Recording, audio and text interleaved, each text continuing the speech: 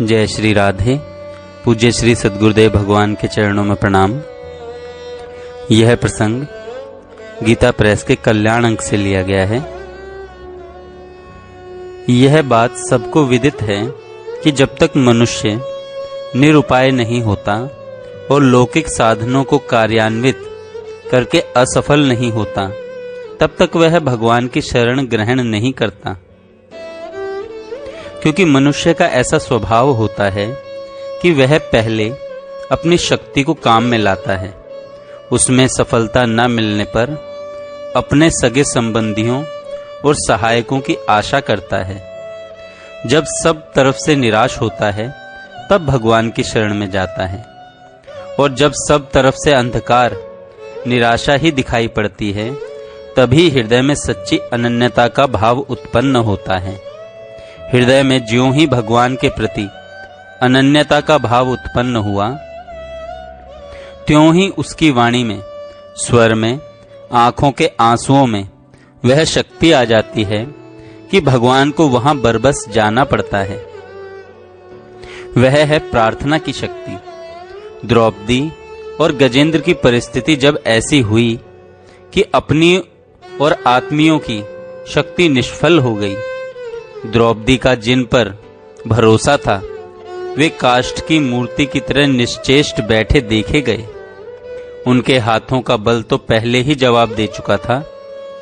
अब केवल एक ही क्षण का समय था कि पांडवों की पत्नी और कृष्ण की परम प्रिया द्रौपदी सभा के बीच निरावरण हो जाती। उस समय द्रौपदी के हृदय की अवस्था को स्वयं द्रौपदी ही जान सकती है। शब्दों से वर्णन करना कठिन ही नहीं, बिल्कुल असंभव है। उस समय द्रौपदी को महर्षि वशिष्ठ का उपदेश स्मरण हुआ कि बहुत बड़ी विपत्ति आ पड़ने पर भगवान श्री कृष्ण का ही स्मरण करना चाहिए। द्रौपदी ने अनन्य शरणा होकर हृदय से भगवान का स्मरण किया कि हे कृष्ण द्वारिका वासिन गोप गोपी जनप्रिय।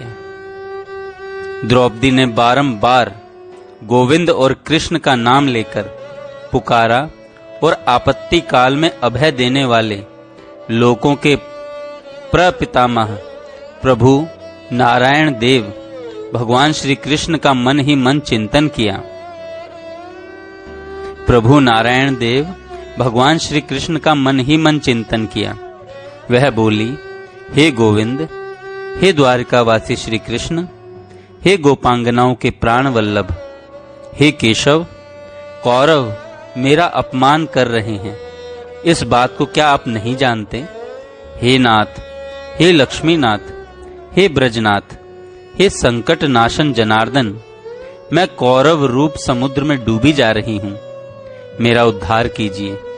हे सच्चिदानंद स्वरूप श्री कृष्ण, महायोगिन, विश्वात्मन, विश्व भावन गोविंद, कौरवों के बीच कष्ट में पड़ी हुई मुझ शरणागत अबला की रक्षा कीजिए। राजन, इस प्रकार त्रिभुवन के स्वामी श्याम सुंदर श्री कृष्ण का बार बार चिंतन करके मानिनी द्रौपदी दुखी हो अंचल से मुख ढककर जोर जोर से रोने लगी। द्रौपदी की करुण प्रार्थना सुनकर कृपालु श्री कृष्ण गदगद हो गए और शैया और आसन को छोड़कर दया से द्रवित हो पैदल ही दौड़ चले। द्रौपदी अपनी रक्षा के लिए श्री कृष्ण, विष्णु, हरि और नर आदि भगवान नामों को जोर जोर से पुकार रही थी। इसी समय धर्म स्वरूप महात्मा श्री कृष्ण ने वहां पधारकर अव्यक्त रूप से उसकी साड़ी में प्रवेश किया और विविध भांति की सुंदर साड़ियों के द्वारा द्रौपदी को ढक दिया। इस प्रकार वस्त्र के रूप में भगवान वहां तुरंत आ पहुंचे। मायापति के सामने क्या कभी मायावी दुर्योधन और दुशासन का मनोरथ पूर्ण हो सकता था? कभी नहीं। 10,000 हाथी के बल से संपन्न दुशासन के हाथ थक गए, परंतु द्रौपदी की साड़ी का अंत नहीं हुआ। अंत में लज्जा से नीचा सर करके वह बैठ गया सभा में भगवान श्री कृष्ण की जय की ध्वनि गूंज उठी।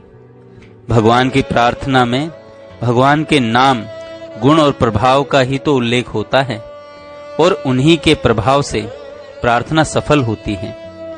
गजेंद्र ने भी ऐसी ही परिस्थिति में भगवान को स्मरण किया।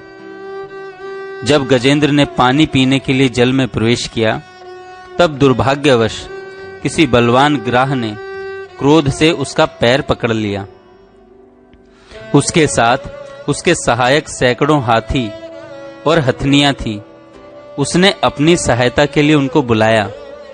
वह स्वयं भी बहुत बलवान था, परंतु जब भाग्य प्रतिकूल होता है तब सभी उपाय निष्फल हो जाते हैं। इसलिए उसके सहायकों का प्रयत्न निष्फल हो गया और उसको ग्राह से छुड़ाने में समर्थ नहीं हुए। वे तट पर खड़े होकर रोने लगे और चिल्लाने लगे। अब उसको अपने बल का ही भरोसा रह गया। ग्राह के साथ युद्ध करते हुए उसको 1000 वर्ष बीत गए। कभी हाथी ग्राह को खींचकर जल से बाहर ले आता, कभी ग्राह हाथी को खींचकर जल में ले जाता। इस युद्ध को देवताओं ने बहुत आश्चर्य से देखा। जब हाथी का बल घटने लगा, तब उसके मन में चिंता बढ़ी। श्रीमद् भागवतम के 8वें स्कंद में राजा परीक्षित ने ग्राह और गजेंद्र की कथा पूछी थी। तब सुखदेव जी ने उनसे इस कथा का वर्णन किया था। तात्पर्य यह है कि जब तक हाथी को अपने बल का, सहायकों का तथा हथनियों का भरोसा रहा, तब तक उसने भगवान का स्मरण नहीं किया।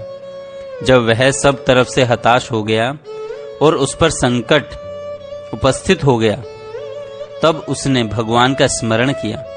उस संकट काल में भगवान की स्मृति से जल में डूबते हुए को जैसे कोई नाव मिल जाए, उसी तरह उसके मन को सहारा मिल गया। उस समय संसार के सभी संबंधियों को वह भूल गया। एकमात्र भगवान ही उसके दृष्टिगोचर होने लगे। इस तरह जब उसको अनन्यता प्राप्त होगी, तब उसके हृदय से प्रार्थना के शब्द निकल पड़े। देखिए, भगवान के नाम जप से भगवान में शक्ति उत्पन्न होती है। भगवान शंकर और ब्रह्मा भी भगवान नाम का जप करते हैं। ब्रह्मा भी भगवान नाम का जप करते हैं। भगवत भक्ति में नाम की प्रधानता है। संत शिरोमणि तुलसीदास जी ने उत्तर कांड के पहले दोहे में जब हनुमान जी लंका से अयोध्या में आते हैं, तो उन्होंने भरत जी की जो अवस्था देखी, उसका चित्रण किया है। उससे ज्ञात होता है कि भक्ति में नाम की कैसी प्रधानता है। कि राम विरह सागर मह भरत मगन मन होत, विप्र रूप धरि पवन सुत, आए गए जनु पोत, बैठे देखी कुशासन जटा, मुकुट कृस गात, राम राम रघुपति जपत, स्रवत नयन जल जात। भरत की भक्ति को देखने से हनुमान जी को बहुत प्रसन्नता हुई। उनका शरीर पुलकित हो गया, आंखों से आंसू निकलने लगे। फिर उन्होंने भरत जी से कहा, जासु बिरह सोचन दिन राती, रटहु निरंतर गुण गन पाती, रघुकुल तिलक सुजन सुखदाता, आयऊ कुशल देव मुनि त्राता। भक्ति तो अपने इष्ट देव की आराधना चाहती है।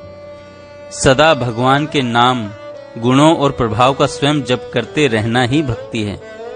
नवदा भक्ति में भगवान नाम जप दूसरी भक्ति है। जैसे पहली भक्ति श्रवण है, दूसरी भक्ति कीर्तन है। कीर्तन भगवान नाम का ही प्रधान रूप से होता है। भक्त को जिस वस्तु की आवश्यकता होती है, उसको वह भगवान से ही मांगता है और उनके नाम, गुण तथा प्रभाव को गाता है। निष्काम भाव से भगवान की महिमा का वर्णन स्तुति है और किसी वस्तु के लिए भगवान के नाम, गुण का वर्णन प्रार्थना है। सकाम भाव से स्तुति करने पर भगवत कृपा से ऐहिक सुख की प्राप्ति होती है और पारलौकिक सुख की भी प्राप्ति होती है।